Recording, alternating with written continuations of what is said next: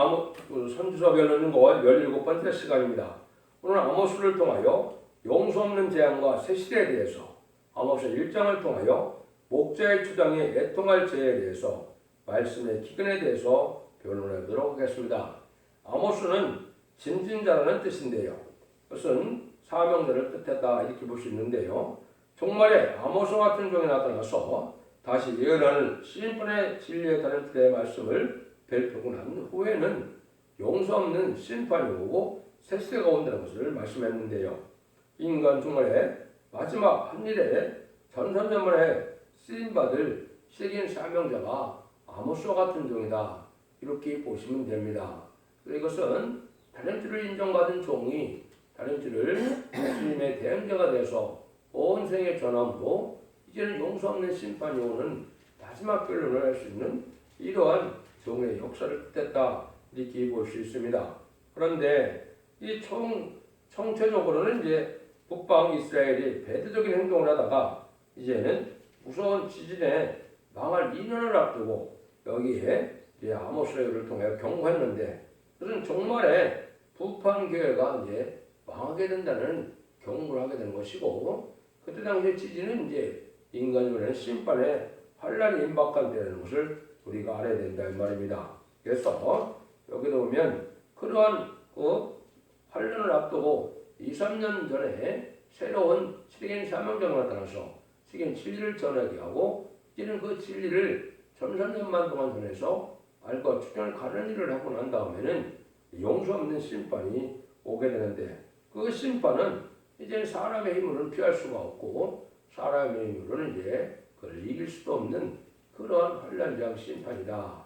그래서 심판을 할 이유는 에덴 동을 흡겨서 새 시대에 천년지상 평화왕국에 이러한 복락을 주게 하는 것인 걸 또한 말씀하는 겁니다. 여러분들이 이걸 통해서 이 시대에 심판자가 시즌이 임박한다는 걸 우리가 아셔야 될 때가 왔고 마지막 결론의 순간이 왔다 이렇게 볼 수가 있고 여러 가지 이런 성취를 본다면 이제 전삼년에 들어갈 날 이 심이 임박한 시점에 우리가 살 수 있다, 살고 있다 이렇게 볼 수 있는 겁니다. 아무튼 일장에서는 목자의 추정이 애통할 죄라고 했는데 이거는 이제 말씀 기근이 와서 하나님의 참다운 말씀을 생명의 말씀을 이제 듣지 못할 때가 온다는 걸 말씀하신 겁니다.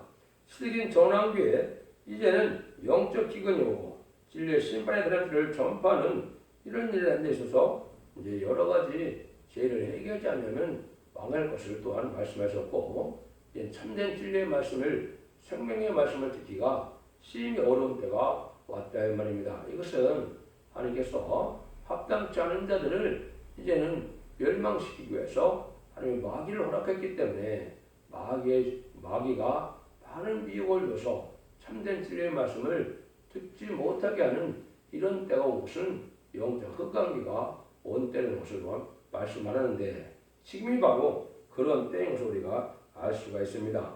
그럼 먼저 이제 아모스 7장 1절에서 3절에 보면 주 여호와께서 내게 보이신 것이 이러하니라 왕이 풀을 뱀 같아서 다시 움돋기 시작할 때 주께서 황충을 지으시매 황충이 땅의 풀을 다 먹은지라 내가 가로되 주여 청컨대 사옵소서 야곱이 미약하니 어떻게 서리까 하며 여호와께서 이에 대하여 뜻을 들이켜 가로사대 이것이 이루지 아니하리라 하시니라. 이것이 이제 세계인 사명자가 나올 때 영적 기근이 오는 때가 오는데 이때 황충이 나타나서 이제는 풀을 다 먹은 것 같다 그랬죠.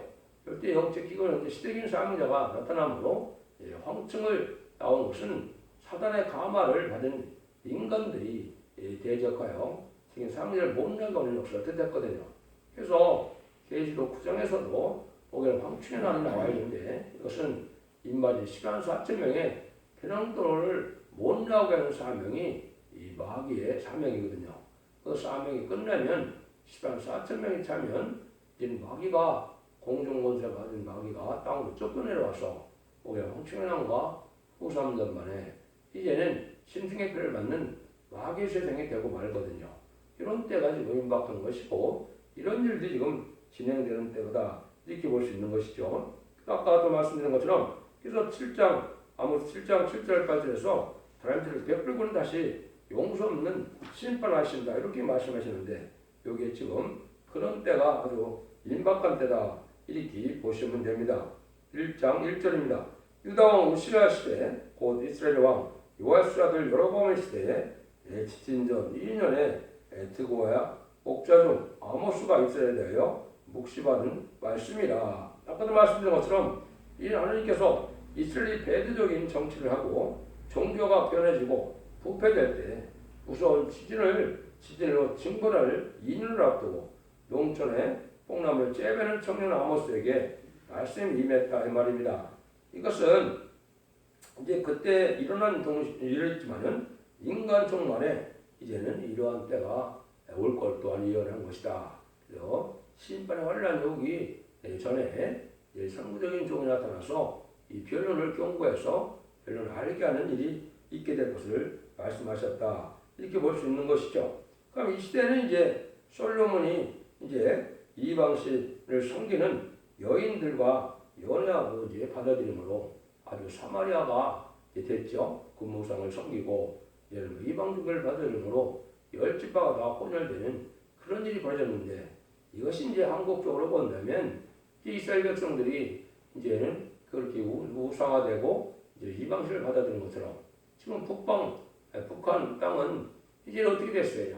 그 기독교가 아주 신령하고 번성되어 있었지만은 지금은 완전히 이제 우상을 섬기는 나라가 됐죠.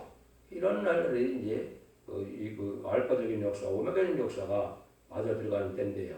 그럼 한국도 이제 음녀 정권과 음녀 교권으로 청학만 시대가 돼서 한인 보시기에 아주 악한 자들이 되어가고 있을 때 이 심판의 환란이 올 때 이 변론을 해결해서 결국은 협상하면 망한다는 이런 일을 이제 경고가 되는데 여기서 말하는 환란이 이제 세계적인 환란보다는 한국의 북부적인 환란을 말씀하는 겁니다. 그래서 이런 변론을 듣는 것 자체가 북방 환란이 가까운 때다. 에레미야 1장에서는 이제 붉은 군대가 북한에 있을 때, 북방에 있을 때 이제 끓는 가마가 나무로 기울어졌다고 그랬죠. 그것이 이제 심판 환란이 임박한 때를 나타내는데 지금이 바로 그런 때다. 이렇게 보시면 됩니다. 이때 이제 멸망의 대상이 되고 심판의 대상이 되는 데들은 바로 그런 배드적인 정치를 좋아하고 음료 정권과 교권으로 WC나 WE나 다운을 주장하는 이러한 쑥을 먹이는 교권색이 나올 때가 심판의 때인데 이때 하나님이 경고를 하게 될 것을 말씀한 거다. 이렇게 보실 수 있는 겁니다. 2절에서 5절입니다. 저가 가로되 여호와께서 시온에서부터 펼치시며 예루살렘에서부터 음성을 바라시니 복주의 주중에 애통하며 갈멜산 꼭대기가 마르리로다. 여호와께서 가라사대 다메섹이 서너 가지 죄를 내어 내가 보고벌을 돌이키지 아니하리니 이는 저희가 철타작으로 타작하듯 길앗을 압박하였습니다. 내가 하살의 집에 불을 보내리니 베다의 궁궐을 살리라. 내가 다메섹의 빗장을 꺾으며 야행 골짜기에 그 거민을 흩거니며 베다든에서 홀잡은 애를 끊으니 아람 백성이 배로 잡혀 길에 이르리라. 이는 여호와의 말씀이라. 그런데 이때 이제 복자의 초장 같은 그 말씀을 전하는 이런 때가 지도자의 부패를 말미암아 참된 생명의 말씀을 듣기가 어려운 때가 됐다 이 말입니다.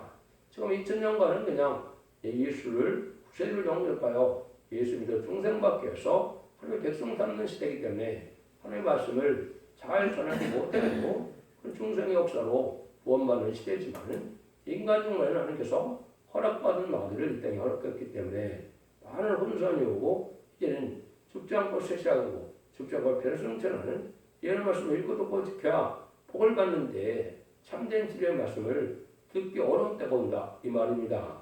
이것은 재림을 영접할 신앙 준비를 시킬 만한 이런 말씀이 없는 때인데 이때 이제 어떻게 돼요? 말씀이 기근이 오니까 그냥 둘 수는 없죠. 그래서 하나님께서는 이제는 그런 진리를 전하게 되는데 어떤 자들이 망하게 되느냐? 첫 번째는 여기 남을 압박하는 죄를 졌다고 그랬죠. 이거는 고범죄를 뜻하는 겁니다. 인간이 실수로 해야 죄를 져서 해결하면 얼마든지 용서해 주는 것이 하나님의 사랑이지만 고의적으로 남을 압박하고 남을 핍박하는 이런 고의적인 고범죄는 용서받기 어려운 죄라는 걸 여기 말씀하는 것이요. 그래서 남을 압박하면 용서 없이 죽는다는 걸 말씀하신 건데 이것은 실수가 아니고 고의적이기 때문에 그렇습니다. 그래서 이런 것은 고음죄는 이제 어떤 정권과 음녀 정권이 바로 그런 죄를 지고 있는 것이죠. 그거는 하나님 백성을 또한 국민을 미혹의 길로 사명의 길로 의도로 이거를 몰고 가오는 형국이 되거든요. 이것이 이제 심판의 대상이 되고 멸망의 대상이 된다. 이렇게 볼 수가 있는 것입니다. 그래서 하나님의 말씀을 잘 듣지 못하는데 이 정치 지도자들이 이제는 부패돼서 하나님의 백성이나 또 하나님의 국민들을 잘못 끌고 인도하는데 그것이 고음죄를 짓는 역사로서 의도적으로 망할 길로 사망의 길, 심판의 길로 인도하게 된다. 이것이 용서받을 수 없는 그런 죄가 된다 이 말입니다. 그래서 이것은 항상 지도자의 부패를 말하면 심판다운 것을 얘기했는데 미가서 3장 1절에서 6절에 보면 이스라엘의 지도자가 아주 부패되는 것은 뭐예요? 양떼를 삶아서 냄비에 삶아 먹는다 이렇게 말씀하는 것은 불의한 기업권세력이 양떼를 핍박하고 자기의 호요의식으로 해요. 살아가는 그런 불의한 기업권세력을 얘기한 것이고 이런 때가 바로 심판 때다 이 말입니다. 그런 시대가 지금 도래했다 이렇게 볼 수가 있는 거거든요. 여러분들이 이제 이사야서를 보다 보면 두 군데 하나님의 말씀이 엄정한 경고의 말씀이 있어요. 첫 번째는 42장에서는 기목이 소경들을 했는데 하며 종이 기목이 소경이라 책망을 하시죠. 이런 죽어 천당가는 이런 중생의 그 복음, 천국 복음을 아는데 죽장도 시작하고 주주가 필요성전하는 아름다운 수식의 말씀을 전하는 것을 받아들이지 않는 자들은 소경과 기머리가 된다 이 말입니다. 그런데 이사 56장에서는 짐승들을 삼킬 때 또 소경과 기머리가 되는데 거기는 하나님이 아주 엄정하게 책망을 하죠. 짓지 못하는 개요, 벙어리요, 물박한 목자다, 탐욕이 심한 자다. 이렇게 얘기했죠. 벙어리 같은 개가 누구라는 겁니까? 이 시대에 심판에 들어드리는 말씀을 전했는데 그걸 받아들이지 않고 신앙 준비를 하지 못하고 신부단장을 하지 못하고 때를 분별치 못하다 세상에 탐욕만 가지고다가 망할 지도자거든요. 이것이 지금 불의한 교권들에게 종교 지도자에게 하시는 엄정 경고의 말씀이거든요. 그러니까 불법을 심판받을 수 없다고 말씀하는 겁니다. 6절에서 8절입니다. 여호와께서 가라사대 가사의 서너 가지 죄로 인하여 내가 그 벌을 돌이키지 아니하리니 이는 저희가 모든 사는 자를 끌어 에돔에 붙였습니다. 내가 가사에 불을 보내리니 그 궁궐을 살리라. 내가 또 아스에서 그 거민과 아스골을 위해서 호을 잡은 자를 끊고 또 손을 돌이켜 에곤을 치니 블레셋이 남아있는 자가 멸망하니 이는 여호와의 말이니라. 이것은 이제 아주 부자연수에 되는 자들을 하나님께 인도하지 않고 에돔들에게 하고 속하도 간다 이 말이죠. 양떼를 인도하면은 이제 말씀으로 인도해서 이제는 에돔을 인도하지 말고 참된 진리를 인도해서 살기로 해야 되는데 오히려 붉은 세력과 이거는 인도하는 이런 일을 했죠. 이게 이제 음력 정권과 음력 교권이 그런 일을 하고 있는 거거든요. 공산당은 마귀의 세력이고 심판의 대상은 멸망의 대상인데 친중, 친북, 공산당 정치로 나가는 자들은 멸망의 길로 가게 하는데 자꾸 이제 여기 에돔에 붙었다는 말도 쓰죠. 근데 자꾸 이제 궁궐을 사른다 이런 말을 하시는데 이거는 이제 완전 세상 왕들이 망하게 된다 이 말이거든요. 여기서 말하는 궁궐은 이제 시장, 도지사 이런 공간도 해당되고 또는 이제 대통령의 궁도 해당이 되죠.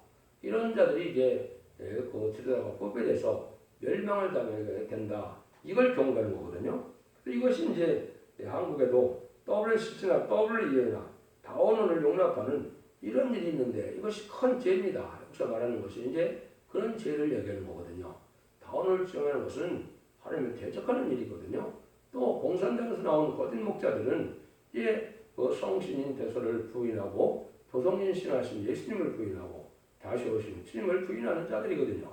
그래서 겉에만 기독교에 탈을 썼지 참된 진리의 말씀을 전하는 것이 아니거든요. 그런데 그러한 WC나 이런 것들을 한국에 용납을 하고 2013년에는 또 부산에서 그 대회까지 열었죠. 이게 엄청난 죄거든요. 그래서 이런 죄 때문에 이제 불순함을 당하고 망하게 된다 이런 말입니다. 그래서 이때는 이제 초대교회 그래서 협상으로 가지 않는 신앙을 배워서 신앙의 절기를 지켜야 참된 좋은 것, 참된 알고게 된다는 사실을 여러분이 잘 각성을 받아야 될 때가 온 겁니다. 9절에서 10절입니다. 여호와께서 가라사대 두 조의 서너 가지 죄로 인하여 내가 그거를 돌이키지 아니하리니 이는 저희가 그 형제의 격을 기억지 아니하고 오직 사로잡은 자를 에돔에 붙였습니다. 내가 두로성에 불을 보내니 그 궁궐들을 사르리라. 다 자꾸 그랬죠. 형제가 만지는 마땅히 지어야 될 계약을 잘 지키지 않는 자의 말이죠. 여기 보니까 그 형제의 격을 기억지 않는다고 그랬죠. 이건 이제 계율자들이 이제는 아주 거짓으로 이제 계약을 하고 그리고 계율자가 나온다 이 말이죠. 이거는 믿는 자끼리라도 약속의 말씀을 잘 지켜야 되는데 지금 마귀에 감화받는 인간이 많아서 그런 속이고 남을 또 미혹하는 일로 남을 또 이제 약탈하는 일로 이렇게 사용되는 경우가 많은데 이것이 이제 마귀의 감화를 받았다. 그리고 이런 자들은 이제 망한다 말이죠.